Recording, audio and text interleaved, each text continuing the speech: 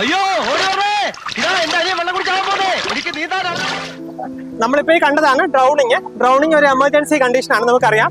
അതായത് ഒരാള് വെള്ളത്തിൽ വീണ് പോയി കഴിഞ്ഞാൽ നമ്മൾ ഏറ്റവും ആദ്യം ശ്രദ്ധിക്കേണ്ട കാര്യം വെച്ചാൽ ആള് വയറിൽ വെള്ളം പോകുന്ന കാര്യമില്ല. വയറിൽ വെള്ളം പോയി കഴിഞ്ഞാൽ കുഴപ്പമില്ല, പക്ഷെ അതിനേക്കാളും നമ്മൾ ശ്രദ്ധിക്കേണ്ടത് എയർവേ ഓപ്പൺ ആണോ, ആളെ റെസ്പോണ്ട് ചെയ്യുന്നുണ്ടോ എന്നുള്ളതാണ് കേട്ടോ. അപ്പൊ നമ്മൾ ആദ്യം എയർവേ ഓപ്പൺ ചെയ്ത് നമുക്കറിയാലോ, ഹെഡ് ടിൽറ്റ് ചിൻ ലെഫ്റ്റ് ചെയ്തിട്ട് എയർവേ ഓപ്പൺ ചെയ്യുക, എന്നിട്ട് റെസ്പോൺസ് ഉണ്ടോ എന്ന് നോക്കുക. റെസ്പോൺസ് ഇല്ല എങ്കിൽ നമ്മൾ ഇമീഡിയറ്റ് ആയിട്ട് CPR സ്റ്റാർട്ട് ചെയ്യുക. CPR നമുക്കറിയാം, നമ്മൾ സാധാരണ നിപ്പിൾ ലൈനിന്റെ ഹാഫ് ഒരു മിഡിൽ ലെങ്ത്തിൽ വെച്ചിട്ട് നമ്മൾ സ്ട്രൈറ്റ് ആയിട്ട് വെച്ചിട്ട് ഇതുപോലെ ഒരു 30 കംപ്രഷൻ ആണ്. 30 കംപ്രഷൻ, അതിന് 2 വെന്റിലേഷൻ ആണ് നമ്മൾ കൊടുക്കുക. സോ അതുപോലെ കംപ്രഷൻ എന്ന് പറഞ്ഞാൽ എഫക്റ്റീവ് ആയിട്ടുള്ള കംപ്രഷൻ ആയിരിക്കണം. ഒരു മിനിറ്റിൽ മിനിമം ഒരു 100 പ്രാവശ്യം എങ്കിലും കംപ്രഷൻ നമ്മൾ കൊടുത്തിരിക്കണം. എന്നിട്ട് നമ്മൾ ഇടയ്ക്ക് ചെക്ക് ചെയ്ത് നോക്കുക, പേഷ്യന്റ് റെസ്പോണ്ട് ചെയ്യുന്നുണ്ടോ എന്ന് നോക്കുക.